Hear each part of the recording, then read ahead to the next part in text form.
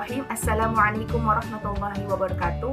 Perkenalkan, saya Adinda Dwi Pertiwi dari jurusan Pendidikan Guru Pendidikan Anak Usia Dini, Fakultas Ilmu Pendidikan Universitas Negeri Makassar.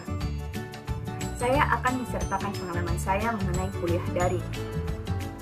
Sejak bulan Maret lalu, saya dan teman-teman saya sudah resmi diliburkan oleh pihak kampus.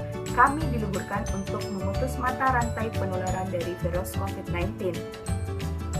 Sejak saat itu, kami disuruh untuk tetap di rumah, mengerjakan ibadah di rumah, belajar di rumah, dan melakukan proses perkuliahan juga di rumah.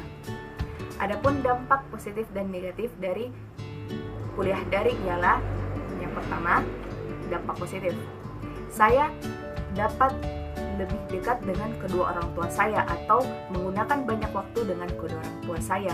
Yang kedua ialah saya dapat belajar teknologi dan mendownload beberapa aplikasi yang dapat mendukung proses perkuliahan seperti Zoom dan Google Meet. Yang ketiga ialah mudahnya didapatkannya materi. Terkadang teman-teman ketika proses presentasi ataupun proses perkuliahan, teman-teman men-share video ataupun file materi melalui WhatsApp ataupun Gmail. Dan yang keempat ialah waktu yang digunakan selama proses perkuliahan lebih fleksibel. Adapun dampak negatifnya ialah yang pertama,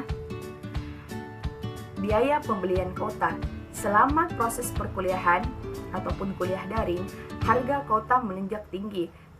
Dan ada beberapa teman-teman yang mungkin kesulitan untuk membeli kuota. Dan yang kedua ialah masalah jaringan.